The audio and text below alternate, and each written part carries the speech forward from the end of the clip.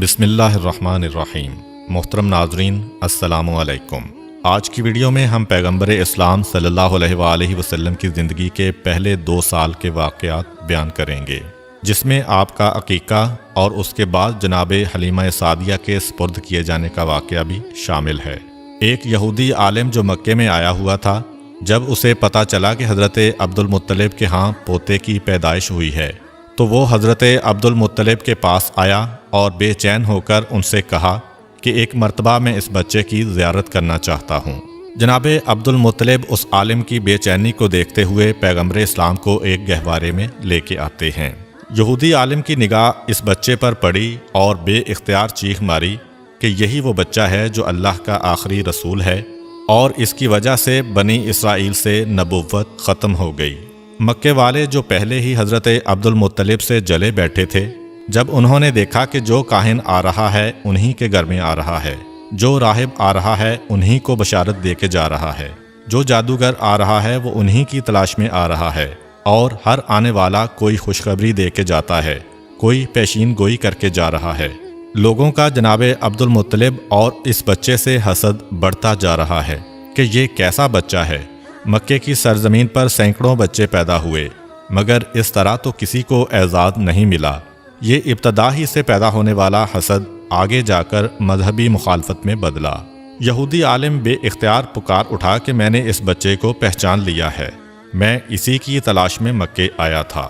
جناب عبد المطلب جو دین ابراہیمی پر ہیں اور سارے رازوں سے واقف ہیں، انہوں نے جب یہ جملہ سنا تو فوراً پیغمبر اسلام کو واپس گھر میں لے گئے اور انہیں پوشیدہ کر دیا۔ 4 دن تک پیغمبر اسلام کو پوشیدہ رکھا گیا۔ البتہ چوتھا دن جب گزرا تو عرب کا ایک انتہائی پڑھا لکھا اور مشہور شخص جس کا نام سواد ابن قارب تھا، حضرت عبد المطلب کی خدمت میں حاضر ہوتا ہے اور کہتا ہے کہ مجھے پتہ چلا ہے کہ آپ کے خاندان میں ایک بچہ پیدا ہوا ہے، میں ایک دفعہ اس کی زیارت کرنا چاہتا ہوں۔ جناب عبد المطلب دیکھ چکے تھے کہ یہودی عالم کی خواہش پوری کرنے کی وجہ سے پورا مکہ یا کم از کم خاندان بنو ہاشم کے مخالفین اس خبر کو سن کر حسد کر رہے تھے۔ یہ سواد ابن قارب تو مکے میں زیادہ احترام کا مقام رکھتے ہیں، اگر انہوں نے بچے کے بارے میں کوئی بات کر دی یا پیشین گوئی کر دی تو اہل مکہ کا حسد اور بڑھ جائے گا۔ اس لیے جناب عبد المطلب نے انکار کر دیا کہ میں اپنے پوتے کو اس وقت مجمع عام میں نہیں لا سکتا۔ سواد ابن قارب بے چین ہو گئے اور کہا کہ پھر ایسا کریں کہ مجھے اس بچے تک پہنچا دیں۔ جناب عبد المطلب نے کہا کہ ہاں، یہ بات مانی جا سکتی ہے، میرے اور اس کے علاوہ کوئی نہیں ہوگا، اس کا مقصد بھی پورا ہو جائے گا اور حسد کا مسئلہ بھی پیدا نہیں ہوگا۔ چنانچہ اسے ساتھ لے کے جناب آمنہ کے مکان میں داخل ہوئے۔ جیسے ہی گہوارے کے قریب پہنچے اور بچے پر سے کپڑے کو ہٹایا تو ایک عجیب قسم کا نور سارے کمرے میں پھیل گیا۔ سواد ابن قارب پڑھے لکھے شخص ہیں، انہیں پتہ ہے کہ آخری زمانے میں کیا ہونے والا ہے۔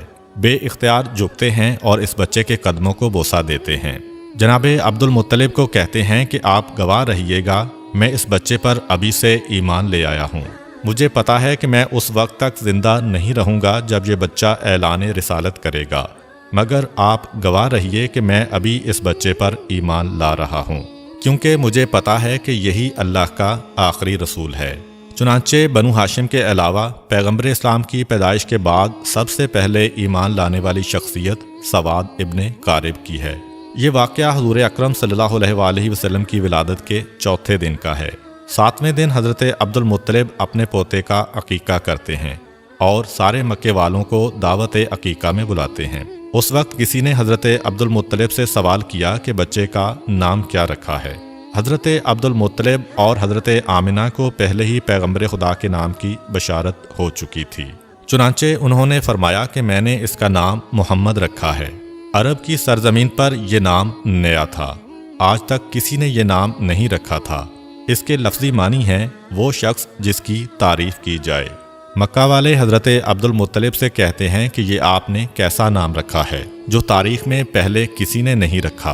حضرت عبد المطلب کہتے ہیں کہ میری تمنا یہی ہے کہ ساری دنیا اس بچے کی تعریف کرے، اس لیے میں نے اس کا یہ نام رکھا ہے۔ یہودی، کاہن، جادوگر اور شیطانی نمائندے حضور اکرم کی پیدائش کی رات پیش آنے والے واقعات دیکھ چکے تھے۔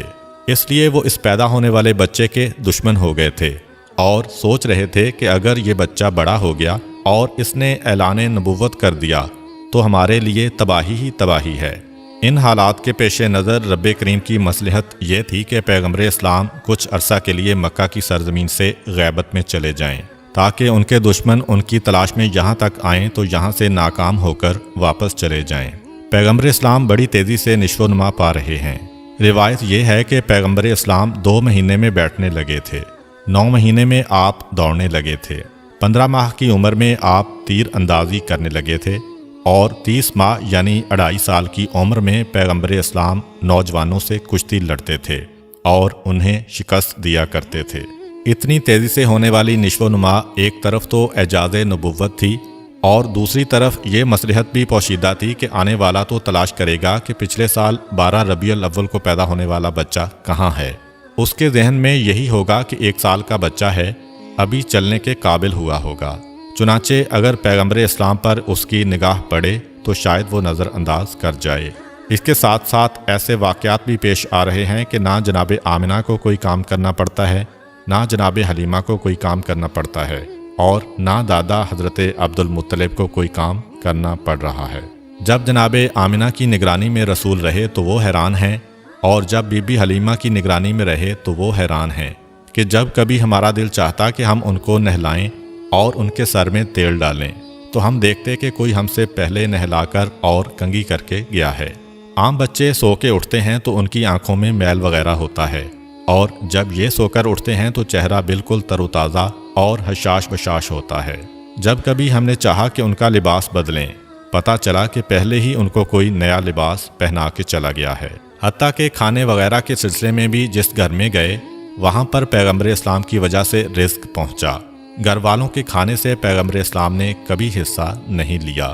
تو اب جو بھی پرورش کرنے والے ہیں وہ حیران ہیں کہ ہمیں کوئی کام کرنا ہی نہیں پڑ رہا ہے۔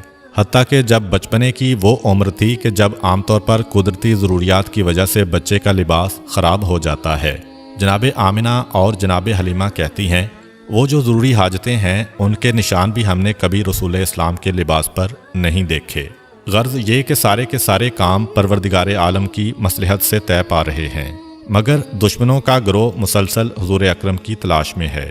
حضرت عبد المطلب جو دین ابراہیمی پر ہیں اور اپنے والد جناب ہاشم سے ان کو کچھ راز نبوت بھی ملے ہیں، ان میں یہ بھی تھا کہ اس بچے کے دشمن بہت زیادہ ہوں گے، تمہیں پوری کوشش کرنا ہے اس بچے کو بچانے کے سلسلے میں۔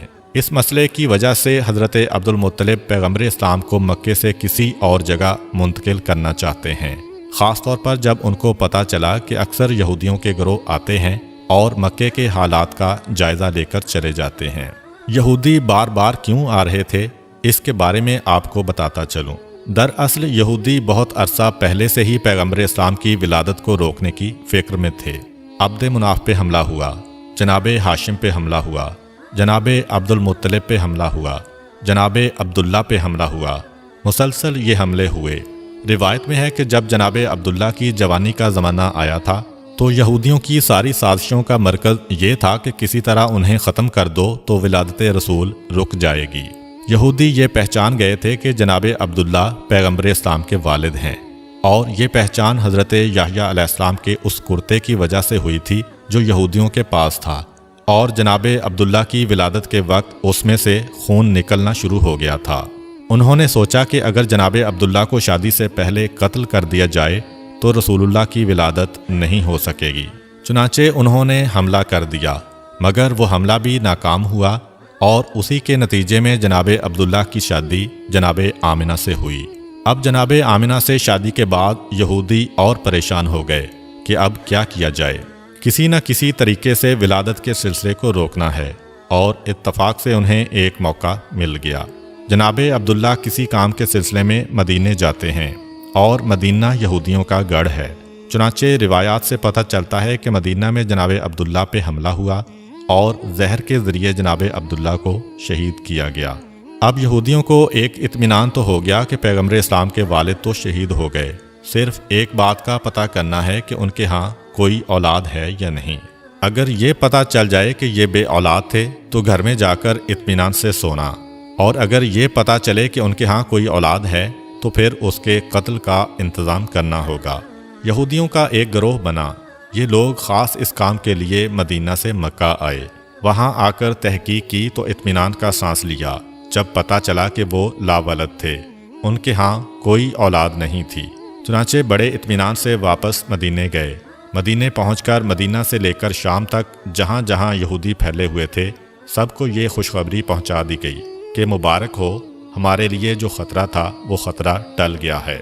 حضرت یحییٰ علیہ السلام کے کرتے سے جو خون نکل رہا تھا اب وہ خون سوکھ گیا ہے، جس سے یہ یقین ہو گیا کہ پیغمبر کے والد کا انتقال ہو گیا ہے اور ان کے ہاں کوئی اولاد بھی نہیں ہے، جس کا مطلب یہ ہے کہ اب آخری رسول پیدا نہیں ہوں گے۔ یہ خوشخبری ساری دنیا یہود میں پھیلا دی گئی۔ مدینہ سے لے کر شام تک جشن منایا گیا اور یہودی بڑے مطمئن تھے، مگر ان سے ایک بنیادی غلطی یہ ہوئی کہ یہ تو معلوم کر لیا کہ پیغمبر اسلام اس دنیا میں نہیں آئے، یہ تو پتہ چلا لیا کہ عبداللہ کے ہاں کوئی اولاد نہیں تھی، مگر یہ معلوم کرنا بھول گئے کہ کیا ایسا تو نہیں ہے کہ جناب عبداللہ کی بیوی حضرت آمنہ حاملہ ہوں اور کچھ مہینے کے بعد بچہ پیدا ہو جائے۔ اس طرف ان کا خیال گیا ہی نہیں۔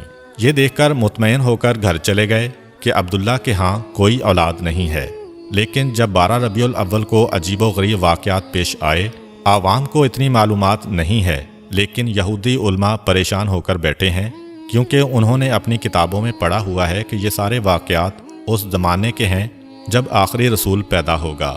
مگر یہ کیا ہوا؟ آخری رسول کیسے پیدا ہو گیا؟ کیونکہ آخری رسول کے والد کو ہم نے پورے یقین کے ساتھ قتل کیا کہ یہی رسول کے والد ہیں، اور حضرت یحییٰ کے کرتے نے بھی گواہی دی کہ یہی والد ہیں۔ یہ بھی ہم نے پتہ چلا لیا کہ ان کے ہاں کوئی اولاد نہیں ہے۔ پھر یہ رسول کہاں سے آ گئے؟ اب پریشان ہیں کیونکہ ان کی کتاب میں لکھا ہوا ہے کہ آخری رسول عبداللہ کے ہاں پیدا ہوں گے اور یہ عجیب و غریب واقعات پیش آئیں گے۔ اب حیران ہیں کہ عبداللہ کے ہاں تو رسول پیدا نہیں ہوئے، اور اگر کسی اور کے ہاں پیدا ہوئے ہیں تو یہ ہماری کتاب کے برعکس ہے۔ فوراً ایک گروہ بنایا گیا تاکہ وہ مکہ میں جا کر تحقیق کرے۔ جب یہ لوگ مکہ پہنچے تو اس وقت پیغمبر اسلام کو مکے سے حضرت حلیمہ سعدیہ کے مکان میں منتقل کیا جا چکا تھا، اور پیغمبر اسلام کی پیدائش کو 2 ماہ گزر چکے تھے۔ اب یہ یہودی پریشان ہو کر ڈھونڈ رہے ہیں کہ کون سا بچہ ایسا ہے جو 2 ماہ پہلے پیدا ہوا ہوگا، مگر کوئی ایسا بچہ نظر نہیں آ رہا۔ کسی سے پوچھ نہیں سکتے کیونکہ مکے میں 2 مرتبہ یہودی سازش کر کے گئے ہیں۔ جناب عبداللہ پر بھی حملہ انہوں نے کروایا تھا، اور ان کے بعد جناب آمنہ کے بارے میں بھی تحقیق ان لوگوں نے کروائی تھی۔ چنانچہ اب مکہ والے ہوشیار ہو گئے ہیں، خاص طور پر خاندان بنو ہاشم والے ان لوگوں پر نظر رکھے ہوئے ہیں۔ یہودیوں کا کوئی گروہ کسی سے سوال نہیں کر سکتا، اب پوچھ کسی سے نہیں سکتے، ایک ایک گھر پر تاک لگائے بیٹھے ہیں، خانہ کعبہ میں دیکھتے ہیں، باپ کی گودوں میں دیکھتے ہیں، مگر کوئی 2 مہینے کا بچہ نظر نہیں آ رہا۔ ناکام واپس لوٹ گئے، اب آ رہے ہیں جا رہے ہیں اور مسلسل تحقیقات کر رہے ہیں، مگر ان کی تحقیقات ناکام ہو رہی ہیں کیونکہ پیغمبر اسلام تو اس وقت مکے سے باہر ہیں۔ البتہ جب پیغمبر اسلام کی عمر 7 سال کی ہو گئی اور پیغمبر مکے مستقل طور پر آ گئے تو اس زمانے میں بھی یہودیوں کا ایک گروہ مکے آیا ہوا تھا۔ اس کی نگاہ اس نوجوان پر پڑی تو یہ دیکھ کر چونک اٹھے کہ یہ نوجوان جو اپنے دادا اور چچا کے ساتھ چل رہا ہے، اس کے چلنے کا طریقہ، اس کی بات کا طریقہ بالکل وہی ہے جو ہماری کتابوں کے مطابق آخری رسول کا طریقہ ہے۔ اس کے سر پر بادل سایہ بھی کر رہا ہے۔ یہ جس درخت کے قریب سے گزرتا ہے، درخت کی شاخ ایک مرتبہ جھک جاتی ہے۔ یہ جس پتھر کے قریب جاتا ہے، پتھر کلام کرنے لگتا ہے۔ یہ جس طرف جائے، راستے میں کوئی رکاوٹ ہو تو رکاوٹ خود بخود ہٹنے لگتی ہے۔ یہ سب نشانیاں تو آخری رسول کی نشانیاں ہیں، لیکن اگر یہ آخری رسول ہے تو یہ تو 25 سال کا نوجوان نظر آ رہا ہے، جبکہ ہمارے علم اور ہماری کتابوں کے مطابق اس کو 7 سال کا نوجوان ہونا چاہیے۔ یہودیوں کے اس گروہ نے اپنے علماء سے مشورہ کیا۔ انہوں نے کہا کہ خوب اچھی طرح دیکھ لو، یہی اگر آخری رسول ہے تو اسے قتل کر دو۔ یہودیوں کو یہ تو پتہ چل گیا کہ یہ بچہ عبد المطلب کے گھر میں پیدا ہوا، عبداللہ کا بیٹا ہے، لیکن ابھی دل میں ایک کھٹک ہے کہ جس طرح ہم پہلے غلطی کر گئے تھے اور اس بچے کے والد کو قتل کرنے اور اس کے ہاں اولاد کے نہ ہونے کا پتہ کر کے مطمئن ہو گئے تھے اور جشن منا لیا تھا، لیکن بعد میں پتہ چلا کہ ہم دھوکہ کھا گئے ہیں۔ ابھی بھی ایسا نہ ہو کہ ہم اس نوجوان کو قتل کر کے چلے جائیں اور ہم مطمئن ہو جائیں اور 20 سال بعد پتہ چلے کہ رسول تو ابھی زندہ ہے۔ اس لیے یہودی اس دفعہ 100% یقین کرنا چاہتے تھے کہ یہی نوجوان اللہ کا سچا پیغمبر ہے۔ یہودیوں نے اپنی کتاب میں پڑھا ہوا تھا اور ان کو اس بات کی معرفت تھی کہ جو بھی اللہ کا رسول ہوگا، چاہے پہلا ہو یا آخری، لقمہ حرام اس کے حلق سے نیچے نہیں اتر سکتا، بلکہ حلق تو کیا اس کے ہونٹوں کو بھی نہیں چھو سکتا۔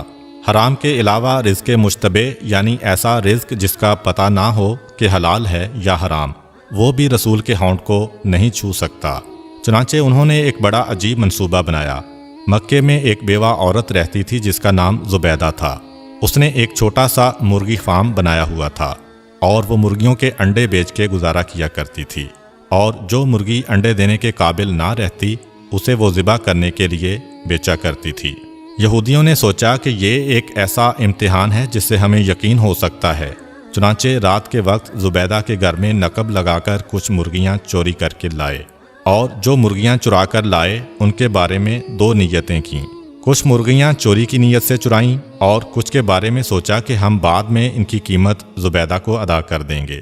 اب جو چوری کی نیت سے لیں وہ تو رزق حرام ہو گیا، جو اس نیت سے لیں کہ بعد میں پیسے دے دیں گے یہ رزق مشتبہ ہو گیا، کیونکہ پتہ نہیں زبیدہ راضی ہو کہ نہ ہو۔ خود سے دل میں فیصلہ کر کے کسی کی چیز اٹھا لینا اگر حرام کی منزل پر نہ ہو تو مشتبہ ضرور ہے۔ اگلے دن جناب عبد المطلب کو دعوت دی گئی کہ آپ مکہ کے سردار اور خانہ کعبہ کے متولی ہیں، ایک قابل احترام شخصیت ہیں، ہم باہر سے آئے ہوئے مہمان ہیں، ہمارا دل چاہتا ہے کہ آپ ہمارے ساتھ ایک وقت کا کھانا کھائیں۔ اسلام میں کسی کا تحفہ یا دعوت رد کرنے کی سخت ممانعت ہے، چنانچہ حضرت عبد المطلب نے دعوت قبول کر لی۔ یہودیوں کا اصل مقصد تو پیغمبر اسلام کا امتحان لینا تھا، اس لیے حضرت عبد المطلب سے کہنے لگے کہ آپ اکیلے دعوت میں نہیں آئیں گے، بلکہ خاندان بنو ہاشم کے سارے مرد آئیں گے، خاص طور پر آپ کے سب بیٹے اور پوتے ضرور آئیں۔ حضرت عبد المطلب نے کہا کہ تم نہ بھی کہتے تو میری شرط یہی ہوتی، کیونکہ میں اپنے پوتے کے بغیر کسی دعوت میں شریک نہیں ہوتا۔ یہودیوں کے تو دل کی ہو گئی، چنانچہ کھانے کا انتظام کیا گیا۔ اب یہودیوں نے یہ ذہن میں رکھا کہ یہ حرام والی مرغی ہے، یہ مشتبہ والی مرغی ہے۔ دسترخوان لگا دیا گیا۔ یہودیوں نے حضرت عبد المطلب سے کہا کہ اے رئیس مکہ، دعوت آپ کے اعزاز میں ہے، کھانے کا آغاز کیجیے۔ کہا کہ نہیں، جب تک میرا پوتا کھانا شروع نہیں کرے گا ہم لوگ کھانا نہیں کھاتے۔ اب یہودیوں کو تو چاہیے ہی یہ تھا، ساری توجہ رسول کی طرف ہو گئی۔ رسول اللہ سے کہتے ہیں کہ آپ بسم اللہ کیجئے۔ رسول خدا جواب دیتے ہیں کہ نہیں، یہ رزق ہمارے لیے نہیں ہے، کھانا تو دور کی بات ہمارے ہونٹوں تک بھی نہیں پہنچ سکتا۔ حیران ہو کر کہا کہ یہ کیسے ممکن ہے؟ آپ نے فرمایا ہاں، یہ کھانا ہمارے لیے نہیں ہے۔ کہنے لگے کہ ہمیں اجازت دیجئے، ہم آپ کو کھانا کھلائیں گے، دیکھتے ہیں کہ یہ کھانا کیسے نہیں پہنچتا۔ پیغمبر مسکرا کر کہتے ہیں کہ ٹھیک ہے، اگر کھلا سکتے ہو تو کھلاؤ۔ اب یہودیوں نے روٹی اور گوشت کے ساتھ نوالا بنا کے پیغمبر اسلام کی جانب بڑھایا، مگر عجیب بات یہ ہے کہ جیسے ہی وہ نوالا حضور کے ہونٹوں کے قریب پہنچا تو ایسا لگا کہ کسی نے زبردستی ہاتھ پکڑ کے کھول دیا ہو اور نوالا دسترخوان پر گر پڑا۔ 1 مرتبہ، 2 مرتبہ، حتیٰ کہ 10 مرتبہ کوشش کی گئی، مگر یہ نوالا پیغمبر کے ہونٹوں سے مس نہ ہو سکا۔ قریب پہنچ جاتا ہے لیکن ہاتھ کھلتا ہے اور نیچے گر جاتا ہے۔ یہودی بظاہر تو پریشان ہیں لیکن دل میں خوش ہیں کہ آدھی علامت تو پوری ہو گئی، یہ حرام والا کھانا تھا۔ اب مشتبہ کھانا لے کے آتے ہیں۔ پھر پیغمبر سے کہا کہ آغاز کیجئے۔ پیغمبر اسی اطمینان سے جواب دیتے ہیں کہ یہ ہمارے لیے نہیں ہے۔ یہودی کہتے ہیں کہ ہم کھلائیں۔ پیغمبر نے کہا چلو ٹھیک ہے، پھر کوشش کر کے دیکھ لو۔ اب جب کوئی نوالا ہاتھ میں لے کر پیغمبر کے ہونٹ کے قریب لے جاتا ہے تو وہ یا دائیں نکل جاتا ہے یا بائیں نکل جاتا ہے، لیکن ہونٹ کے قریب نہیں جاتا۔ یہودی حضرت عبد المطلب سے کہتے ہیں کہ ہم نے تو خلوص سے دعوت دی تھی، لیکن پتہ نہیں یہ کیا ہو رہا ہے، کیا خدائی راز ہے اس میں۔ جناب عبد المطلب اور پیغمبر اسلام سمجھ گئے کہ کیا بات ہے، لیکن کہنے کا موقع نہیں ہے۔ خاندان بنو ہاشم اپنے گھر واپس چلا گیا اور یہودیوں کو یقین کامل ہو گیا کہ یہ رسول برحق ہے۔ چنانچہ اس کے بعد پھر سازشوں کا ایک سلسلہ شروع ہو گیا۔ یہی وجہ ہے کہ اس واقعے کے بعد جناب عبد المطلب پیغمبر اسلام کی اور زیادہ حفاظت کرنے لگے تھے اور اپنے سارے بیٹوں سے کہہ دیا تھا کہ اب یہودیوں کی ساری دشمنی کا نشانہ میرا پوتا ہوگا، تم لوگ گھر کے کسی کام سے اس کو باہر نہ بھیجنا۔ اس سے پہلے حضرت عبد المطلب بھیڑ بکریاں اور اونٹ چرانے کے لیے پیغمبر اسلام کو باہر بھیج دیتے تھے، لیکن آج یہ حکم جاری ہو گیا کہ خبردار، آج کے بعد کوئی میرے پوتے کو گھر سے باہر نہ بھیجے۔ یہی وجہ ہے کہ اس واقعے کے 1 سال بعد جب حضرت عبد المطلب کا آخری وقت قریب آیا تو اپنے سارے بیٹوں کو بلایا اور نصیحت کی کہ میں اس دنیا سے جا رہا ہوں، اپنے بارے میں مجھے کچھ نہیں کہنا ہے، میری ساری نصیحت میرے پوتے کے بارے میں ہے کہ اپنی جانیں دے کر بھی اس کی حفاظت کرنا۔ بہرحال یہودیوں کی تمام سازشوں کے باوجود اس موقع پر بھی اللہ تعالیٰ نے اپنے رسول کو محفوظ رکھا۔ اب واپس آتے ہیں رسول اکرم کی بچپن کی زندگی پر۔ مورخین اسلام میں اس مسئلے میں اختلاف ہے کہ پیغمبر اسلام کی ولادت کے بعد ابتدائی دنوں میں پیغمبر اسلام کو دودھ کس نے پلایا۔ ایک روایت یہ ہے کہ ولادت کے فوراً بعد پہلے 8 دن تک صوبیہ نے پیغمبر اسلام کو دودھ پلایا۔ یہ صوبیہ پیغمبر اسلام کے ایک چچا ابو لہب کی کنیز تھی۔ روایت میں ہے کہ ابو لہب نے فقط اس خوشی میں کہ اس کنیز نے اس کے بھتیجے کو دودھ پلایا تھا آزاد کر دیا تھا۔ جس وقت پیغمبر اسلام کی ولادت ہوئی اس وقت ابو لہب آپ کی مخالفت میں نہیں تھا، کیونکہ اس وقت اس کی شادی نہیں ہوئی تھی۔ بعد میں پیغمبر اسلام کی مخالفت کرنے کا ایک سبب اس کی بیوی بھی تھی۔ خاندان بنو امیہ میں شادی کے بعد ابو لہب اپنے خاندان کو چھوڑ کر اپنے سسرال کے ساتھ مل گیا تھا۔ دوسری روایت کے مطابق پیغمبر اسلام کو حلیمہ سعدیہ کے سپرد کرنے سے پہلے چند دن دودھ حضرت آمنہ نے ہی پلایا تھا۔ اس کے بعد پیغمبر کو بی بی حلیمہ سعدیہ کے سپرد کر دیا گیا، جنہوں نے شرعی حکم کے مطابق 2 سال تک پیغمبر اسلام کو دودھ پلایا۔ روایت میں ہے کہ جس وقت حلیمہ سعدیہ نے پیغمبر اسلام کو دودھ پلایا اس وقت وہ دین ابراہیمی پر تھیں اور اس وقت دین ابراہیمی ہی برحق دین تھا، چنانچہ اس پر ایمان رکھنے والا اللہ کے دین پر عمل کرنے والا مانا جاتا تھا، یعنی کہ کوئی یہ اعتراض نہیں کر سکتا کہ کسی مشرک یا کافر نے پیغمبر اسلام کو دودھ پلایا تھا۔ پیغمبر اسلام کی ولادت سے پہلے کا 1 سال پورے عرب اور مکہ والوں کے لیے بڑی پریشانی کا سال تھا۔ بارشیں کم ہوئی تھیں جس کی وجہ سے غلہ کم پیدا ہوا تھا۔ مکے والے بھی پریشان تھے، مکے کے باہر والے بھی پریشان تھے، مگر جس سال پیغمبر اسلام کی ولادت ہوئی مکہ انتہائی خوشحال ہو گیا، لیکن مکے کے باہر ابھی تک قحط پڑا ہوا تھا، جس کی وجہ سے آس پاس کے جو قبیلے تھے وہاں سے لوگ روزگار کے لیے مکے آ رہے تھے۔ جہاں ایک طرف مکہ میں قحط نہیں ہے اور غلہ کثرت کے ساتھ ہے، مگر دوسری طرف ایک پریشانی کھڑی ہو گئی کہ اسی زمانے میں مکے میں ایک وبائی بیماری پھیل گئی تھی، خاص طور پر بچے اس کی لپیٹ میں بہت جلدی آ رہے تھے۔ ایک سے دوسرے اور دوسرے سے تیسرے گھر میں یہ بیماری پھیلتی جا رہی تھی، تو یہ 2 سبب پیغمبر اکرم کی ولادت کے فوراً بعد پہلے ہفتے میں پیش آئے۔ پیغمبر اکرم کو پروردگار عالم نے ہر مصیبت و پریشانی سے دور کیا تھا، مگر والدین تو پریشان ہوں گے، اور دوسری بات کہ مکے کے باہر سے جو لوگ روزگار کی تلاش میں آ رہے ہیں ان کی مدد کرنا بھی ضروری ہے، اور تیسری بات جیسا کہ پہلے ذکر ہوا ہے کہ یہودی جاسوس یہ دیکھنے کے لیے کہ آخری رسول پیدا ہوا ہے کہ نہیں مسلسل مکے آ رہے ہیں۔ ان حالات میں اب جتنا جلد پیغمبر اسلام کو مکے سے منتقل کیا جائے اتنا ہی ظاہری اعتبار سے رسول کی حفاظت کے لیے بہتر ہے۔ اگرچہ اللہ تعالیٰ ظاہر رکھ کر بھی پیغمبر کی حفاظت کر سکتا تھا، لیکن غیبت میں لے جانے میں بھی اللہ کی مصلحت ہے۔ 7ویں دن پیغمبر اسلام کا عقیقہ ہوتا ہے۔ عقیقے والے دن صبح کے وقت جناب آمنہ اپنے بستر پر لیٹی ہوتی ہیں کہ یکایک ایک بشارت ہوتی ہے۔ جناب آمنہ جو پیغمبر اسلام کی والدہ ہیں اور دین ابراہیمی پر ہیں، اتنا تو سمجھ سکتی ہیں کہ بشارت کیا ہے، یہ جو آواز آ رہی ہے یہ کہاں سے آ رہی ہے۔ بہرحال انہیں یہ بشارت ہوتی ہے کہ اپنے بچے کو اس عورت کے حوالے کرنا جس کا نام حلیمہ سعدیہ ہے۔ عقیقے کے اگلے دن یعنی ولادت کے 8ویں دن پیغمبر اسلام کو مکے سے منتقل کرنا ہے۔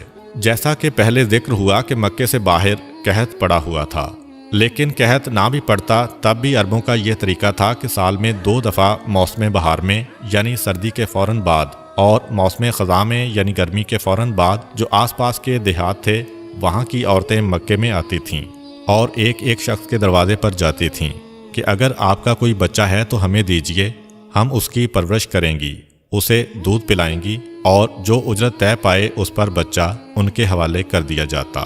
تو مسلسل قحط کے زمانے میں تو اور زیادہ عورتیں آ رہی تھیں۔ 8ویں دن جناب عبد المطلب اپنے غلام کو بلا کر کہتے ہیں کہ جا کر مکے کے بازاروں میں، گلیوں میں اور جہاں یہ عورتیں جمع ہوتی ہیں وہاں جا کر معلوم کرو کہ کیا کوئی ایسی عورت ہے جو میرے اس بچے کو لے جانے کے لیے تیار ہو۔ ادھر غلام گیا، ادھر جناب آمنہ کی کنیز آتی ہے اور کہتی ہے کہ ہماری ملکہ آمنہ نے یہ درخواست کی ہے کہ آپ جس کا بھی انتخاب کریں ایک دفعہ اسے میرے پاس ضرور بھیج دیجئے گا۔ مکے سے کچھ فاصلے پر قبیلہ بنی سعد عرب کا ایک بہت بڑا قبیلہ تھا۔ بی بی حلیمہ کا تعلق اسی قبیلے سے تھا، اسی نسبت سے نام ہو گیا حلیمہ سعدیہ۔ جناب حلیمہ سعدیہ کہتی ہیں کہ ہم لوگ اپنے دستور کے مطابق سال میں 2 دفعہ مکے جاتے تھے اور جانے کے بعد وہاں کے صاحبان دولت اور جو سردار ہیں ان کے بچوں کو لے کر آتے تھے۔ اس سال ہمیں جانے کی جلدی تھی کیونکہ ہمارے علاقے میں قحط شدید سے شدید ہوتا جا رہا تھا۔ جائیں گے تو کسی صاحب دولت کا، کسی سردار کا بیٹا ملے گا تو ہماری پریشانی دور ہو جائے گی۔ چنانچہ ہمارا قافلہ نکلا، سارا قبیلہ ایک ساتھ چل رہا ہے، پورے قبیلے کا ایک ہی پیشہ ہے، مرد اور عورتیں سب ساتھ جا رہے ہیں۔ جناب حلیمہ سعدیہ کہتی ہیں کہ میں اس پورے سفر میں بے حد پریشان رہی، اس لیے کہ میں جس سواری پر سوار تھی وہ ایک گدھی تھی اور بیمار تھی، اس سے چلا نہیں جا رہا تھا، بڑی سست رفتاری سے چل رہی تھی۔ اب میں بھی شرمندہ کہ قبیلے والے میری وجہ سے پریشان ہیں۔ قبیلے والوں کے آپس میں ایسے تعلقات ہیں کہ کسی کو چھوڑ کر قبیلہ آگے بھی نہیں بڑھ سکتا۔ میرے سست جانور کی وجہ سے سارے قبیلے کو آہستہ آہستہ چلنا پڑ رہا ہے۔ اب اگرچہ کوئی زبان سے نہیں کہہ رہا، لیکن مجھے معلوم ہے کہ ان سب کو جلدی ہے کہ مکے جائیں اور پیسے لے کر آئیں تاکہ ان کی زندگی میں راحت و آسانی آئے۔ دوسرا میرا مسئلہ یہ تھا کہ قحط کی وجہ سے میرے پاس کھانے کے لیے تو کچھ تھا نہیں، اپنی غذا کے لیے فقط ایک اونٹنی تھی، اس کا دودھ نکال کے ہم لوگ پیا کرتے تھے۔ مگر آج کے دن اونٹنی بھی بیمار تھی اور اس کے پاس دودھ بھی زیادہ نہیں تھا۔ بہت تھوڑا سا دودھ جو ہم کبھی اس کے تھنوں سے نکالتے تھے وہ ہم سب استعمال کرتے تھے اور سب بھوکے رہ جاتے تھے۔ حالات ایسے ہیں کہ کوئی کسی سے کچھ مانگ بھی نہیں سکتا۔ اور تیسری پریشانی میرے ساتھ یہ ہوئی کہ خود میری گود میں جو بچہ تھا اس کو پلانے کے لیے بھی میرے پاس دودھ نہیں تھا، اس لیے کہ میرے دائیں سینے میں دودھ بالکل خشک ہو چکا تھا۔ بائیں سینے میں دودھ تھا مگر اتنا کم کہ میرا اپنا بچہ بھوکا رہ جاتا تھا۔ غذا بھی کم مل رہی ہے، ویسے بھی جناب حلیمہ کو اس وقت بیماری ہے۔ اب انتہائی پریشان کہ ہم چل تو رہے ہیں مگر ان ساری مصیبتوں کے ساتھ چل رہے ہیں، نتیجہ کیا ہوگا؟ خیر، آہستہ آہستہ چلتے ہوئے ہم مکہ میں داخل ہو گئے۔ مکے میں داخل ہونے کے بعد مجھے تو اپنی سواری کے جانور اور اپنی اونٹنی کی بھی فکر ہے، اور مجھے خود اپنی بھی فکر ہے کہ اگر میں نے کسی بچے کو گود لے بھی لیا تو لازمی طور پر دینے والا پہلی تحقیق یہی کرے گا کہ اس کے بچے کو پیٹ بھر کر غذا ملے گی یا نہیں۔ اور میری حالت ایسی ہے کہ میں اپنی اولاد کو بھی دودھ نہیں پلا پا رہی ہوں۔ میں انتہائی پریشان تھی، جس کی وجہ سے میں دوسری عورتوں کے ساتھ نہ جا سکی۔ پورا قبیلہ مکے میں ہے اور مجھے اطلاع ملی کہ مکے کے اندر جتنے بھی مالدار آدمی ہیں، جتنے بھی صاحب حیثیت آدمی ہیں، ان سب کے بچے تو دوسری عورتوں نے لے لیے اور مجھے کہیں سے کوئی بچہ نہ مل سکا۔ اب میں انتہائی پریشان کہ کیا کروں۔ یکا یک میرے کان میں کچھ غلاموں کی آواز آئی جو یہ کہتے ہوئے مکے کی گلیوں اور بازاروں میں جا رہے تھے کہ اگر کوئی عورت باقی بچی ہو تو وہ حضرت عبد المطلب کے پاس آئے اور ان کے یتیم پوتے کو اپنی نگرانی میں لے لے۔ جناب حلیمہ سعدیہ کہتی ہیں کہ عبد المطلب کا نام بڑا نام ہے، مکے کے سردار ہیں، سارا عرب ان کو جانتا ہے۔ حیران ہیں کہ پھر ایسی کیا وجہ ہے کہ اس بچے کو کوئی گود میں لینے والا نہیں ہے اور غلاموں کو آواز لگانا پڑ رہی ہے، پھر بھی کوئی تیار نہیں ہو رہا۔ اپنی ساتھیوں سے پوچھا کہ تم عرب کے سارے مالدار گھرانوں کے بچوں کو لے کر آئی ہو لیکن سب سے اہم گھرانے کو چھوڑ دیا، تو انہوں نے جواب دیا کہ بے شک اعلان عبد المطلب کی جانب سے ہو رہا ہے، مگر جس کے لیے اعلان ہو رہا ہے اس کا باپ نہیں ہے، یہ یتیم ہے، اور جب باپ نہیں تو ہمیں یہ توقع نہیں کہ اس بچے کی پرورش سے ہمیں کوئی نفع پہنچے گا، اس لیے کہ جو حق باپ ادا کرتا ہے دادا وہ حق ادا نہیں کر سکتا۔ اس لیے ہم ڈرتے ہیں کہ عبد المطلب کا نام سن کر ہم اس بچے کو لے تو جائیں گے मगर बाप ना होने की वजह से हमें पूरे पैसे नहीं मिलेंगे। जनाब हलीमा सादिया कहती हैं कि ये बात मेरी समझ में भी आ गई, इसलिए ऐलान सुनने के बावजूद मैं वहाँ पर नहीं गई। मैंने कोशिश की कि अगर हो सके तो किसी और घराने से कोई बच्चा मिल जाए, लेकिन पता चला कि मुझसे देर हो गई और जितने भी मालदार घरों के बच्चे हैं, ना सिर्फ ये कि वो जा चुके हैं, किसी गरीब घर का बच्चा भी अब नहीं मिल रहा है। चुनांचे मैं परेशान होकर हज़रत अब्दुल मुत्तलिब के पास पहुंची कि चलो अगर अपनी ख्वाहिश के मुताबिक ना मिले तो खाली हाथ जाने से तो बेहतर है कि जैसा बच्चा मिले तो उसी को ले जाओ। मैं हज़रत अब्दुल मुत्तलिब के पास पहुंची और सलाम किया। सलाम का जवाब देते हैं और पूछते हैं कि तुम क्यों आई हो। मैंने वजह बताई। कहा कि ये बताओ कि तुम्हारा नाम क्या है। मैंने बताया कि मेरा नाम हलीमा सादिया है। नाम सुनकर हज़रत अब्दुल मुत्तलिब मुस्कुराए और कहा कि नाम तो बहुत अच्छा है, नाम में हिल्म भी है और सआदत भी है। ये दो ऐसी खूबियाँ हैं कि ये किसी को भी मिल जाएं, वो दुनिया में भी कामयाब हो जाता है और आखिरत में भी कामयाब हो जाता है। क्या मेरे पोते को अपने साथ ले जाओगी? हलीमा सादिया कहती हैं कि मैं आई इसीलिए हूँ। कहा कि नहीं, तुम्हें पहले बहू के पास जाना होगा, आमिना से मुलाकात करो, अगर वो भी राज़ी हो जाएं तो फिर ये मामला तय पाता है। अब कनीज़ के साथ हलीमा सादिया जनाब आमिना के पास तशरीफ़ ले जाती हैं। उनके कमरे में जाते ही हैरान हो गईं। जिस वक्त कमरे में दाखिल हुईं दोपहर का वक्त है और अरब का सूरज जहाँ पे बादल नाम को नहीं होता है, हर वक्त रोशनी ही रोशनी। लेकिन कमरे में दाखिल हुई तो देखा कि सूरज की रोशनी से हट के किसी रोशनी से कमरा मुनव्वर हो रहा है। हैरान होकर सवाल किया कि आप अपने कमरे में दिन के वक्त भी चिराग रोशन करके रखती हैं? जनाब आमिना मुस्कुरा कर कहती हैं कि नहीं, ये चिराग की रोशनी नहीं है, ये मेरे बेटे के चेहरे की रोशनी है। ये जिस वक्त से इस कमरे में आया है, हर वक्त ये कमरा रोशन रहता है। जनाब हलीमा सादिया कहती हैं कि आई तो थी बड़े बुझे दिल के साथ, कोई नहीं मिल रहा इसलिए लेने आई। मगर ये जुमला सुना तो आगे बढ़कर बच्चे पे निगाह पड़ी तो खुद ब खुद एक मोहब्बत दिल में पैदा हुई। जनाब आमिना ने उनसे उनका नाम पूछा तो उन्होंने बताया कि हलीमा सादिया। जनाब आमिना ने कहा कि बेशक मुझे इसी की तलाश थी, अब ये बच्चा तुम्हारे सुपुर्द है, इसकी हिफाजत करना। जनाब हलीमा सादिया पैगम्बर इस्लाम को गोद में लेकर बाहर आईं। फिर उनके दादा हज़रत अब्दुल मुत्तलिब के पास गईं। पैगम्बर इस्लाम के दादा ने कहा, ए हलीमा, इसे लेके तो जा रही हो, मगर एक चीज़ हम तुम्हें बता दें कि इस बच्चे के दुश्मन बहुत ज़्यादा हैं। अगर तुम इस बच्चे के साथ किसी अजीबोगरीब वाक़े को देखो, कोई नई चीज़ तुम्हें नज़र आए तो हैरत ज़दा ना होना और किसी को बताना नहीं कि तुमने क्या देखा है, वरना दुश्मन मुसलसल पीछे लगेंगे। अभी यहाँ से तो हिफाजत से पैगंबर चले जाएंगे, मगर तुम्हारे कबीले में जाने के बाद अगर ये खबरें फैलने लगीं कि इस बच्चे की क्या बरकतें हैं तो यहूद के कान खड़े हो जाएंगे। ख़ास वादा लिया, बल्कि कहा कि अगर तुम चाहो मैं अपने मोहल्ले में खुफिया मकान तुम्हें दे दूँ। हलीमा सादिया कहती हैं कि नहीं, अपने ख़ानदान और अपने कबीले को छोड़ते हुए मुझे अच्छा नहीं लगेगा। खैर, बात तय पा गई और जनाब हलीमा सादिया पैगम्बर इस्लाम को साथ लेकर चलीं और अपने कबीले के पास पहुँचीं। काफ़िला फ़कत उनका इंतज़ार कर रहा है और बाकी सारी औरतों का मामला तय पा चुका है। हर एक को पहले ही बच्चे मिल चुके थे।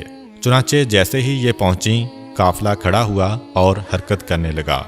मगर अब जो काफ़िला हरकत कर रहा है तो सब हैरान थे।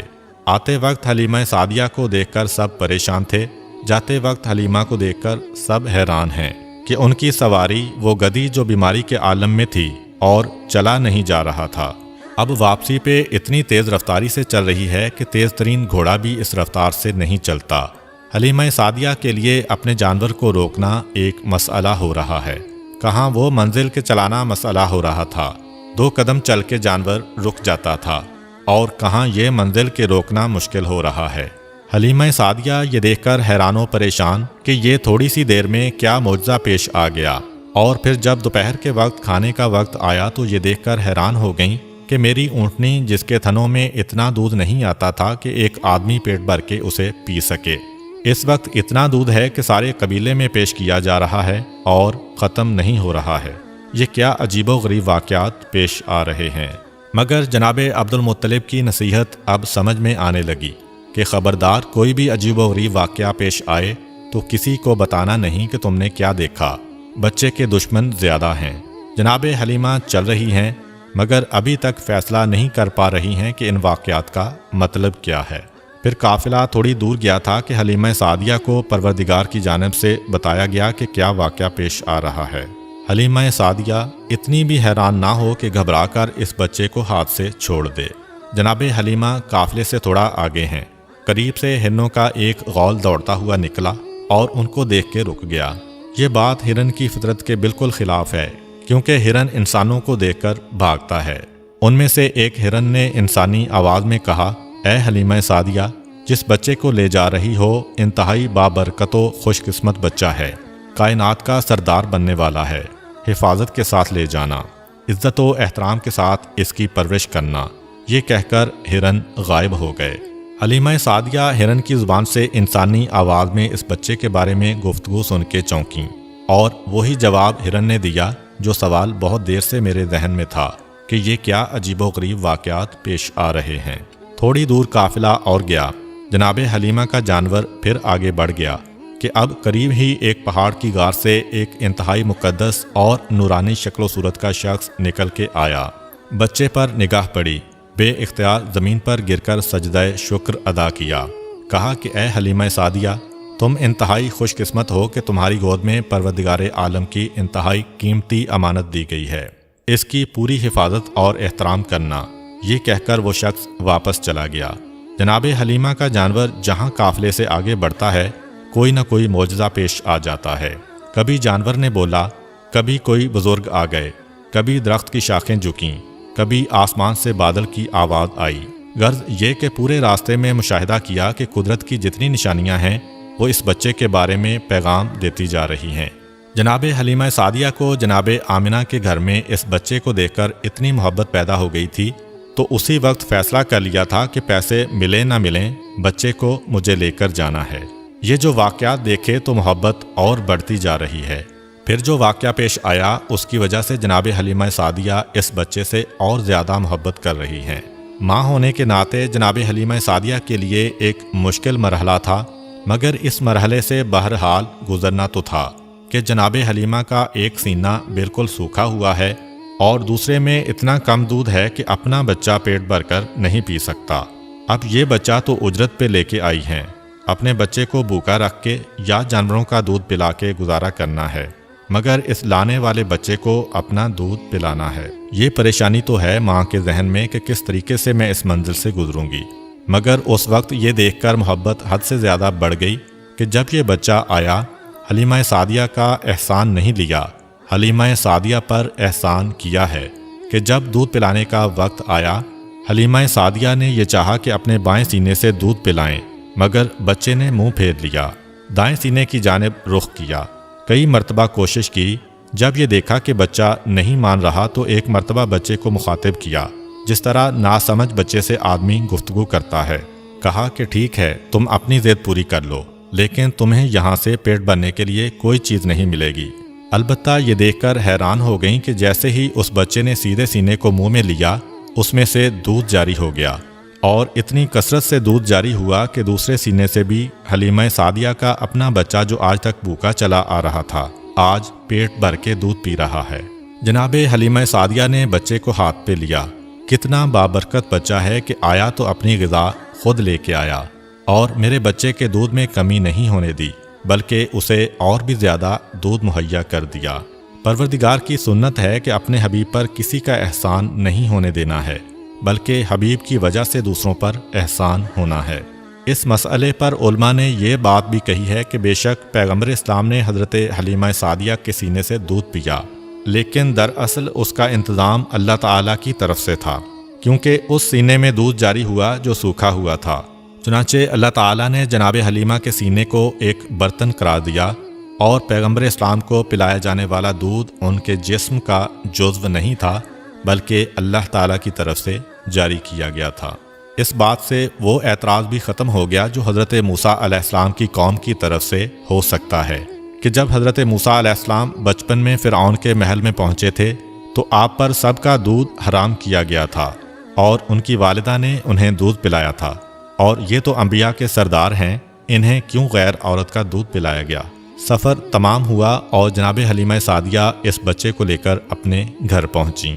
تاریخ میں لکھا ہے کہ جب بچے کو گھر میں لٹایا گیا تو جناب حلیمہ کی سواری وہ گدی 3 مرتبہ بستر رسول کے گرد طواف کرتی ہے اور پھر پیشانی کو زمین پہ رکھ کر انسانی آواز میں کہتی ہے کہ اے سردار انبیاء، میں آپ کی احسان مند ہوں کہ آپ کی وجہ سے میری بیماری ختم ہو گئی۔ حلیمہ سعدیہ پھر چونکیں، پھر ایک معجزہ دیکھا کہ اب سمجھ میں آیا کہ یہ ذات اس جانور کی بیماری ختم کرنے کا سبب بنی تھی۔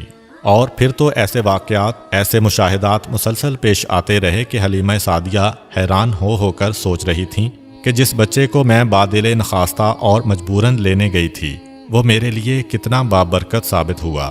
یہ بات ذہن میں رہے کہ پیغمبر اسلام اس وقت حلیمہ سعدیہ کے گھر تشریف لائے تھے جب ان کے پورے قبیلے میں قحط تھا۔ جناب حلیمہ سعدیہ کہتی ہیں کہ ہم مکے سے اجرت میں پیسے نہیں غلہ لے کے آئے تھے، تو قحط میں انسانوں کے لیے خوراک مشکل تھی تو جانوروں کو کیا کھلا سکتے تھے، مگر پھر بھی اپنے جانوروں کو اپنے ہاتھ سے تو نہیں مار سکتے۔ روزانہ صبح کو اپنے جانوروں کو قبیلے کے چاروں طرف چرنے کے لیے بھیج دیتے ہیں، اور عجیب بات یہ ہے کہ سارے قبیلے کے جانور بھوکے واپس آ رہے ہیں۔ اگر کسی کو خوراک مل بھی گئی تو فقط اتنی کہ مرنے نہ پائیں مگر بھوکے رہ جاتے ہیں، روز بروز کمزور ہو رہے ہیں، اور میرے جانور انہی جانوروں کے ساتھ جا رہے ہیں، لیکن وہ جب واپس آتے ہیں پیٹ بھرے ہوئے آتے ہیں، جسم فربا سے فربا ہوتا جا رہا ہے۔ سارا قبیلہ حیران ہے کہ سارے جانور ایک ساتھ ہی ایک جگہ پہ جا رہے ہیں، لیکن سارے قبیلے کے جانور کمزور ہوتے جا رہے ہیں، اور حلیمہ سعدیہ کے جانوروں کے ساتھ اتنی برکت۔ جناب حلیمہ سعدیہ کہتی ہیں کہ جب یہ بچہ میرے گھر میں آیا اس وقت میرے گھر میں بھیڑ بکریاں، اونٹ اور باقی جانور ملا کر کل 22 جانور تھے، اور جب 5 سال بعد یہ بچہ ہمارے گھر سے گیا تو ہمارے جانوروں کی تعداد 1020 ہو چکی تھی۔ پیغمبر اسلام اس گھر میں جتنا عرصہ رہے احسان نہیں لیا، بلکہ حلیمہ سعدیہ اور ان کے قبیلے پر احسان کیا ہے۔ جناب حلیمہ مزید کہتی ہیں کہ مجھے اس بچے کا کوئی کام سر انجام نہ دینا پڑا۔ جب کبھی میں ارادہ کرتی کہ آج اس کے بالوں میں کنگھی کروں اور میں یہ دیکھتی کہ اس کے بالوں میں کنگھی ہو چکی ہے، جب ارادہ کرتی کہ اس کا چہرہ دھوؤں تو دیکھتی کہ اس کا چہرہ پہلے سے دھلا ہوتا، جب کبھی یہ ارادہ کرتی کہ آج اس کا لباس بدلنا ہے تو لباس پہلے سے بدلا ہوا ہوتا۔ میں حیران ہوا کرتی کہ یہ سارے کام کون انجام دے کے جاتا ہے، کون ہے، کس وقت آتا ہے، مجھے پتہ بھی نہیں چلتا۔ اور مسئلہ فقط حلیمہ سعدیہ کے گھر تک نہیں، حلیمہ سعدیہ کو تو برکت ملی ہی، مگر سارا قبیلہ پیغمبر اسلام سے متاثر ہو رہا ہے۔ یہی وجہ ہے کہ ان 5 سالوں میں یہودی پورا زور لگا رہے ہیں کہ پتہ تو چلے بچہ گیا تو گیا کہاں، مگر انہیں ذرہ برابر بھی خبر نہ مل سکی، فقط اس لیے کہ حلیمہ سعدیہ کا سارا قبیلہ پیغمبر اسلام پہ جان چھڑکتا ہے، پیغمبر اسلام سے محبت کرتا ہے۔ اور سبب یہ ہے کہ جناب حلیمہ کہتی ہیں کہ پہلے دن میں اس بچے کو لے کر اپنے قبیلے کے اس درخت کے پاس گئی جو سوکھا ہوا تھا۔ میں اس بچے کو لے کے اس درخت کے نیچے بیٹھی اور ہم نے دیکھا کہ خود بخود اس درخت پہ پتے آ گئے، سرسبز و شاداب ہو گیا اور پھل لگ گئے۔ اور فقط درخت کا مسئلہ نہیں ہے، جس کے گھر میں اس بچے کو لے کر جاؤں وہ گھر خوشحال ہو جاتا ہے، جو اس بچے کے قریب آ جائے اس کی قسمت ہی بدل جاتی ہے۔ یہاں تک کہ ہمارے قبیلے کی جو سب سے غریب عورت تھی، اتنی غریب تھی کہ اس کا لقب پڑ گیا ام المساکین، سارے مسکینوں کی ماں، یعنی سب سے غریب اور فقیر عورت۔ صرف ایک مرتبہ وہ میرے گھر میں کچھ مانگنے آئی، میرے گھر سے جب اسے کچھ نہ مل سکا اور وہ جانے لگی تو چلتے چلتے اس کی نگاہ اس بچے پر پڑ گئی۔ 14ویں رات کے چاند کی طرح اس کا چہرہ چمک رہا ہے۔ خود بخود وہ آگے بڑھی اور پیغمبر اسلام کی پیشانی کو بوسہ دیا۔ ایک عرصہ نہیں گزرا تھا کہ وہ ہمارے قبیلے کی مالدار ترین عورتوں میں شمار ہونے لگی۔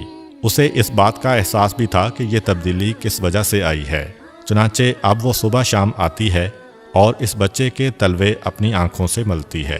تو اب پورا قبیلہ کسی نہ کسی طرح پیغمبر اسلام سے استفادہ کر رہا ہے، اور سارے قبیلے کی برکتیں بڑھتی جا رہی ہیں، اور سارا قبیلہ پیغمبر اسلام سے محبت کرنے والا ہے۔ عجیب و غریب باتیں دیکھ رہے ہیں مگر کسی کو نہیں بتا رہے ہیں۔ پیغمبر اسلام درخت کے قریب سے گزریں تو اگر سوکھا ہوا درخت ہے تو وہ سرسبز و شاداب ہو جائے، سرسبز و شاداب درخت ہے تو اس کے سبزے میں اور اضافہ ہو جائے۔ کسی نہر کے قریب سے گزریں اگر سوکھی نہر ہے تو پانی جاری ہو جائے، اگر پانی جاری ہے تو پانی کی مقدار بڑھ جائے، جس کے کھیت کے قریب سے گزریں اس کی فصل کئی گنا بڑھ جائے۔ اس کے ساتھ ساتھ ان کے جانوروں کی تعداد بھی بڑھ رہی ہے، اور عرب میں اس وقت جانوروں کو سونے چاندی سے بھی زیادہ قیمتی سمجھا جاتا تھا، مگر جہاں جانوروں کی تعداد زیادہ ہو رہی ہے وہاں پر ان کے دشمن بھی زیادہ ہوتے جا رہے ہیں۔ چنانچہ عرب کے صحرا میں بھیڑیے بڑی کثرت کے ساتھ تھے، اور ہر قبیلے کا مسئلہ یہ ہوتا تھا کہ اپنے جانوروں کو بھیڑیے سے کیسے بچایا جائے۔ پیغمبر اسلام کے آنے سے انسانوں کو تو برکتیں ملیں، مگر کسی جانور کو بھی نقصان نہیں پہنچ سکتا ہے۔ ابتدا میں بعض جانور اس قبیلے کے کچھ جانور اٹھا کر لے گئے تھے، مگر بعد میں جب پیغمبر اسلام نے دعا کی تو ان جانوروں کو خود وہ بکریاں لا کر واپس کرنا پڑیں۔ چنانچہ اس قبیلے کے لیے سب سے اطمینان کی بات یہی تھی کہ پیغمبر اسلام کے وجود کی وجہ سے ہمارے جانور بھی محفوظ ہو گئے۔ یہ تمام مناظر دیکھ کر سارا قبیلہ پیغمبر اسلام سے محبت کر رہا ہے، اور پیغمبر اسلام تو گویا اب اس قبیلے کے سردار بن گئے۔ انشاءاللہ اگلی ویڈیو میں ہم پیغمبر خدا کے حضرت حلیمہ سعدیہ کے گھر سے واپسی اور ان کی والدہ اور دادا کے ساتھ زندگی گزارنے اور وہاں پر پیش آنے والے واقعات کے بارے میں بیان کریں گے۔ امید کرتا ہوں کہ آپ کو آج کی ویڈیو اچھی لگی ہوگی۔ اگر آپ کو ہماری ویڈیو اچھی لگی ہے تو ویڈیو کو لائک کریں، اور مزید اس طرح کی ویڈیوز دیکھنے کے لیے ہمارا چینل سبسکرائب کر لیں۔ ملتے ہیں نیکسٹ ویڈیو میں، اجازت دیجیے، اللہ حافظ۔